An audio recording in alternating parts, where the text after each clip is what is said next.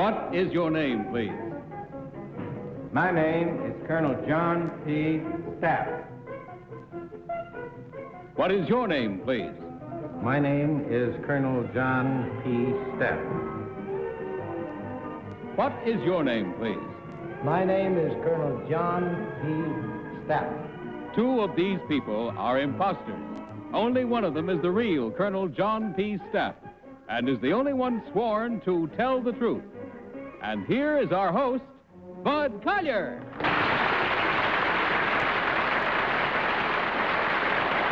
Thank you very much, and good evening, and welcome once again to our game of deliberate misrepresentation, wherein our panel endeavors to find out which one of three challengers has sworn to tell the truth. To Tell the Truth is brought to you each week by Geritol, the high-potency tonic that makes you feel stronger fast, America's #1 tonic. And now let's meet our cross-examiners. What is your name, please? My name is Polly Bergen. My name is Jack Paar. My name is Kitty Carlisle. And my name is Gardner.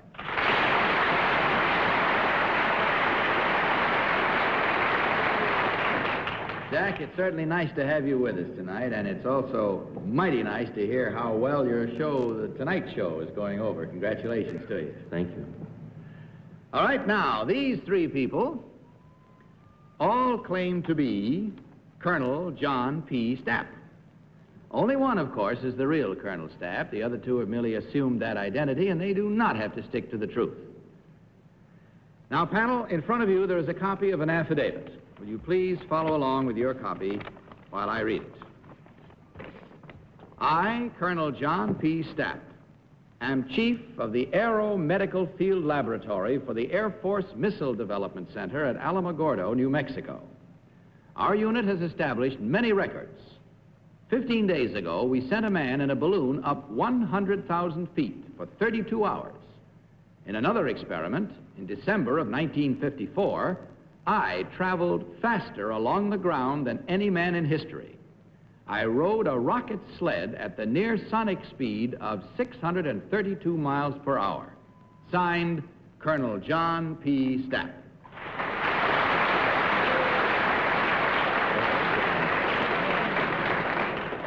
Now, panel, these three gentlemen all claim to be the man who traveled 632 miles per hour upon the ground. Of course, only the real John P. Stapp is required to answer your questions truthfully.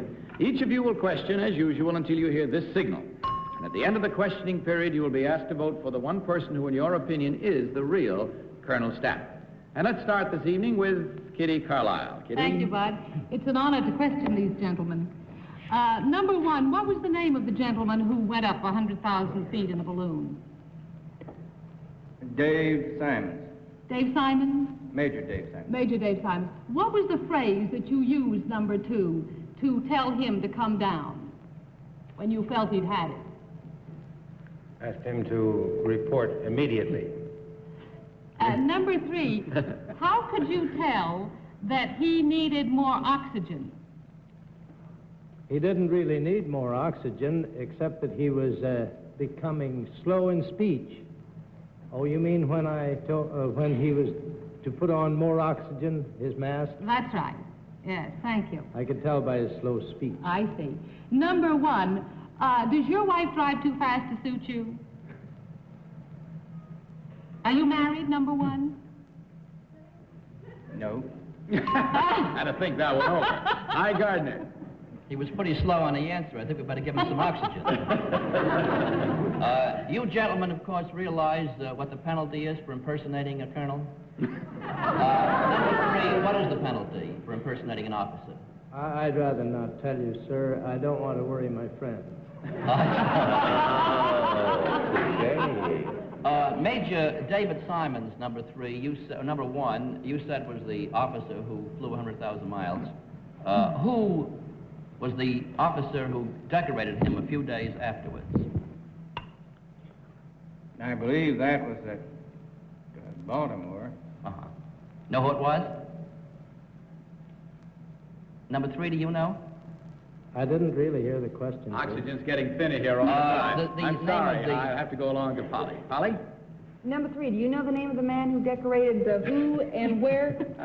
Major Major Simons. Simons. Oh, do you know the man who decorated Major Simonson for what he did in the balloon going up? Losing oxygen. Losing oxygen? When he gave him the DFC? Yes, who gave that to him? I can't remember the Number name. 2, do you know? I do not know. In this rocket sled, number 2, that you set the speed record in, how do you stop going 632 miles per hour without hitting something heavy in front of you?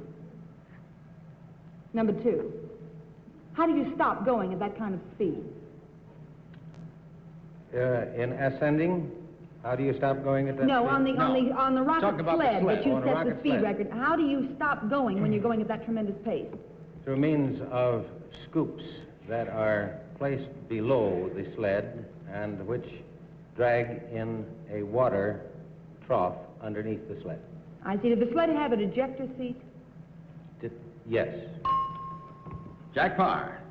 I see you're stationed at Alamogordo, New Mexico, number 3. Yes, sir. How far is that from Albuquerque? How far from Albuquerque? Yes. About 130 miles. About 130 miles. The ribbon you're wearing, number 2, what is that ribbon, please? Legion of Merit. It is what, sir? The Legion of Merit. The Legion of Merit. What was the purpose of sending this balloon up that we read here? Number 1.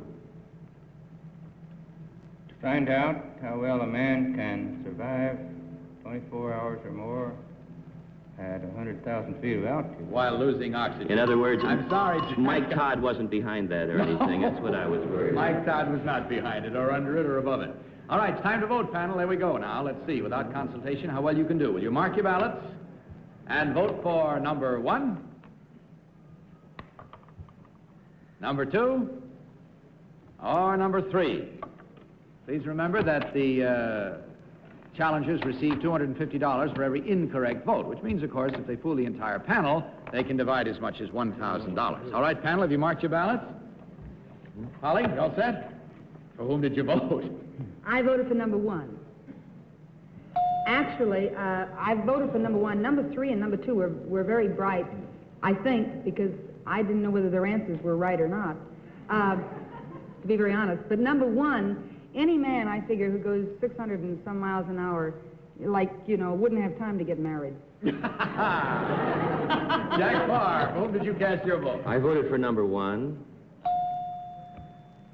because Polly is my leader. How about you, Kitty, your vote? I voted for number 1, too. I didn't believe that number 2 and 3 had the right phrase to tell Major Simons to come down.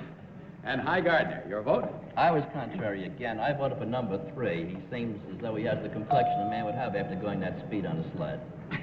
And he also knew that Major Simons won the DFC, which he did. All right, there we are. Votes in, minds made up. Let's find out now which one of these 3 gentlemen traveled faster than any human being along the ground ever before in history. Will the real Colonel John P. Stapp please stand up?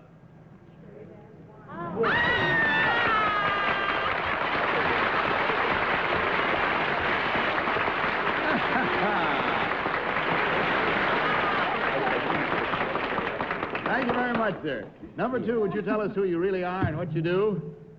Don't go away, Colonel. Stay with us for just a minute or 2 longer, if you will. My name is J.T. Akers, head of the International Accounts Sales Division for SO Export Corporation. And number 3, you got 1 vote. Who are you really, and what do you do? My name is Jack Barrick, and I represent the Kessler Photo Service. Well, we thank you all, and before Colonel Stapp leaves, we have a short piece of film which gives you an idea of what it's like to travel 632 miles per hour. Now, just watch this.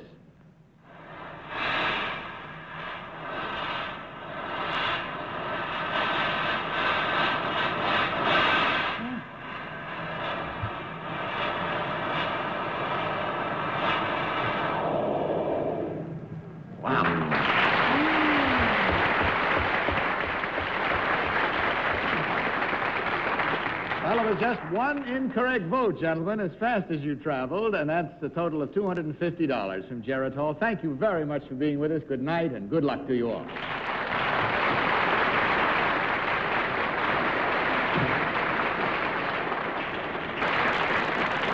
Now, may we meet our next team of challengers, please?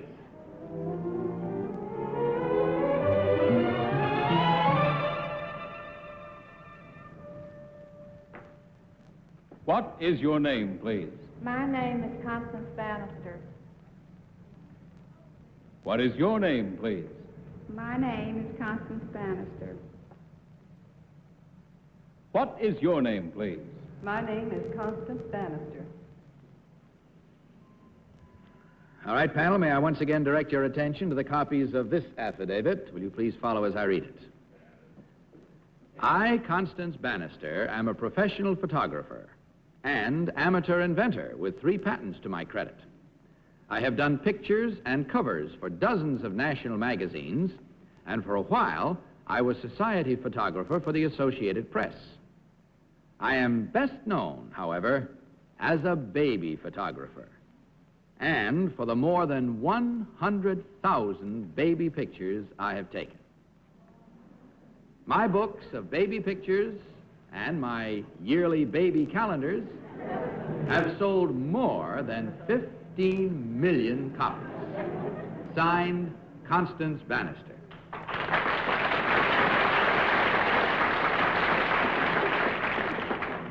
Now, panel, these 3 ladies all claim to be Constance Bannister, famous baby photographer. Remember, of course, that only the real Constance Bannister must answer your questions truthfully. And our challengers being ready, let's start with our guest tonight, Jack Paar. Jack? Thank you, Bud. Number 1, there was a famous picture made of Winston Churchill during the war in Ottawa. What was the photographer's name? I believe it was Joseph Karsh. Yes. Number 3, do you know the name, his name? Karsh. Karsh. What is a strobe light, number 2? Strobe light? Oh, it's a flash. What does the F stop mean? Is there a formula for F? Can you explain what F means on settings for camera number 3? F is the aperture opening on the camera. Number 1, how do you keep children quiet when you're making a picture? Well, you try to put them at ease and gain their confidence and use all kinds of colorful toys to attract their attention. Number 2, have you ever used Scotch tape on a finger and let the child pull at it and It's a good idea. I'm learning nothing this way. Kitty Carlisle. Number 3, if you want a baby to smile for a photograph, what do you do? Oh, I might give him candy or something that he might recognize that would make him smile. His mother's a great help, too. And if you want a crying baby, what do you do? Usually in the course of a sitting, a baby will cry. Willy-nilly. Right. Number 2, after photographing all these babies, do you still like babies? Mm-hmm. Number 1, what are your inventions? A zipper aid and a zipper aid to Zipper keep from aid. pinching the skin, and the Bannister doll. Hi, Gardner. Zipper aid. Number 1, are your baby photos candid or are they posed? Most of them are posed. Yeah. Number 3, who is Margaret Burke-White? She's a famous woman photographer. Who does she work for mostly? Life magazine. Number 3 also, which syndicate distributed your talking photographs of the baby series to various newspapers? King. King Features did. Yes. Number 2, what was a Wampus baby? I'm sorry. I think those were the Wampus babies were the girls that won the contest, beauty contest. Polly Bergen. Number 1, it says here that you've taken over 100,000 baby pictures. Where do the babies come from?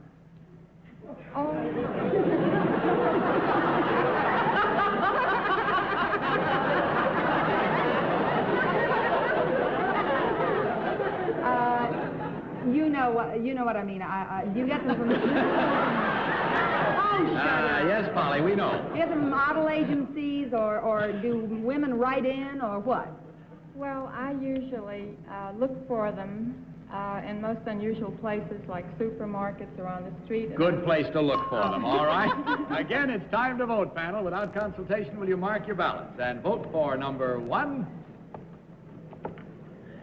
number 2, or number 3?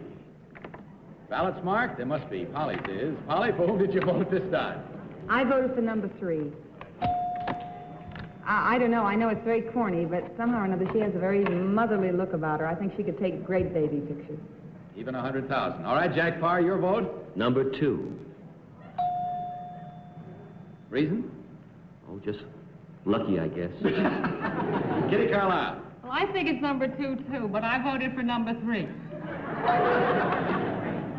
Well, we asked number 3 more questions. I see. And she seemed to have the right answer. All right. Hi, Gardner, your vote?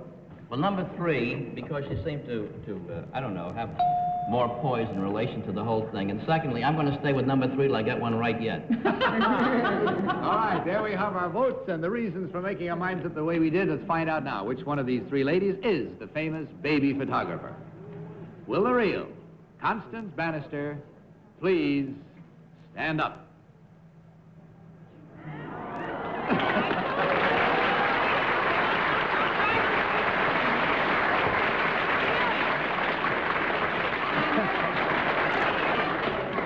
We don't want Jack back on the show anymore. He's the only one that got the right vote. Number 1, would you tell us who you really are and what you do? I'm Catherine Dean, and I do public relations for Wuschmidt Vodka and pose with the Wuschmidt Vodka dogs. Thank you. And number 3, what about you? My name is Florence Margellis, and I live in Roslyn, Long Island. And you got most of the votes. Thank you. All right, panel, as you can see, there were 3 incorrect votes at $250 each for a total of $750. Ladies, divide it, enjoy it. Good night and good luck. Nice to have you. Now let's have our 3rd team of challengers, please.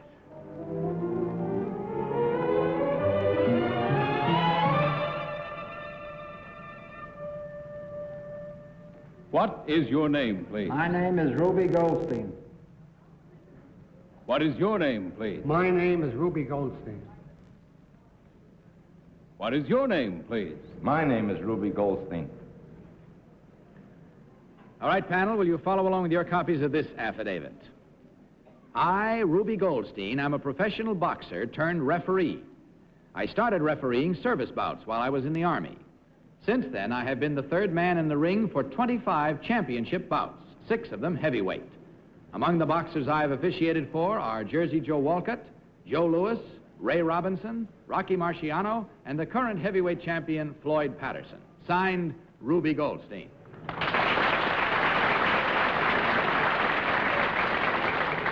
All right, panel, these 3 gentlemen all claim to be Ruby Goldstein, fight referee. Let's start this round with Polly Bergen. Polly, please.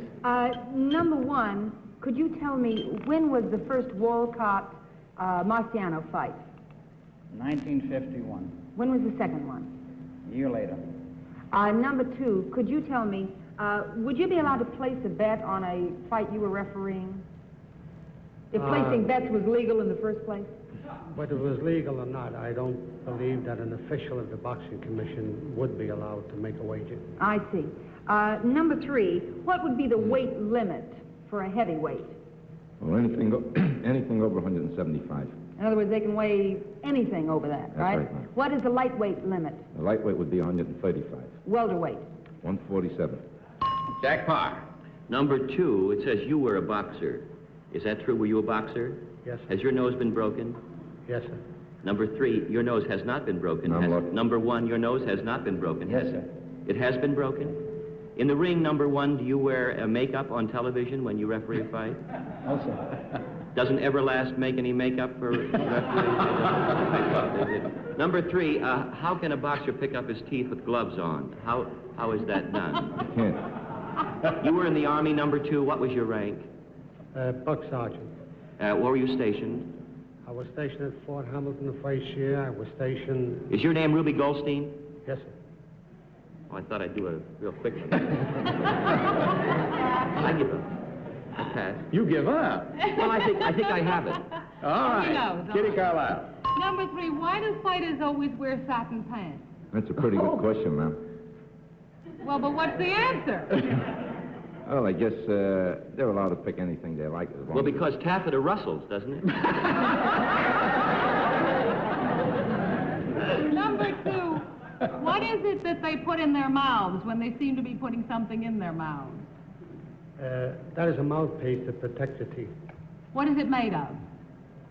I believe it's rubber or gum. Number 1, how would a modern heavyweight fighter stack up against a gladiator in terms of strength? I think the modern heavyweight would win. You do? I believe so. Even against a bear or a lion or something? You mean a Max Bear? All right, High. Number 1, where did Rocky Marciano usually train for his fights? Where? Yes. Where? He usually got Grossman's up in the Catskill Mountains. Where? Grossinger's at the Catskill Mountains. Number 2, who is Harry Markson? Harry Markson is connected with the IBC. Also number 2, name me the predecessor to Kristen Berry and to Julie Helfand as New York boxing commissioner. Colonel Egan, Eddie Egan. Eddie Egan. Number 3, what is the name of the fight stadium in Syracuse, New York? That's the Syracuse Stadium. Number 2, what is the name of the stadium in Syracuse? It's a war something or other. War Memorial, I think. Number 1, what is Rocky Marciano's first name? Number 2, do you know that? I don't recall. No. Oxygen is thinning out here, too. We have time to vote now, panel, so will you mark your ballots once again? Voting as usual for either number 1, number 2, or number 3. Votes in. Polly, for whom? I'm so sure this time that I must be wrong. I vote for number 2. And I vote for number 2 because his ear looked a little bit sort of cauliflowery on one side. And he just, well, his face has the look of a man who was a prize fighter. The referee. That's nothing personal because my father used to be a prize fighter. It's all right. But you just did. That is personal. Jack Paar, your vote. I voted for number 2 because this handsome gentleman has a broken nose, and I think he was a boxer. Kitty? Number 2. Well, I think he gave High all the right answers. I have the feeling that he knew a great deal. You were listening in on High's questioning, High? Your Well, I vote? moved over from 3 to 2 also. You did? This time, yeah, because he looked like one of the few ex-boxers I know who didn't open a restaurant. Well, there you are. That makes it unanimous. We'll see now whether that unanimity carries on in your opinion. We're going to find out right now which of these 3 gentlemen is the real fight referee. Will the real Ruby Goldstein please stand up?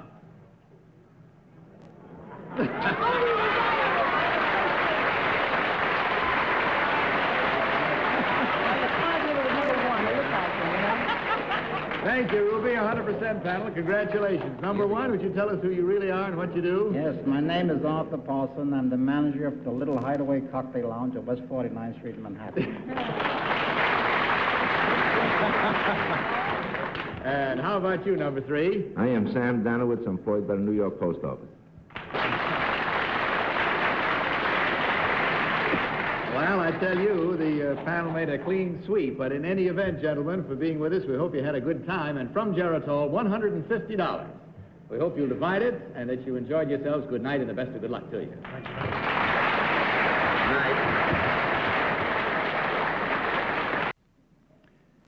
Well, the time is gone, except time still to say good night. Good night, panel. Good night, night, Bud. And happy birthday, Kitty. Thank you, Now, Doc. this is Bud Collier saying good night from Geritol and reminding you to tell the truth. Good night, everybody.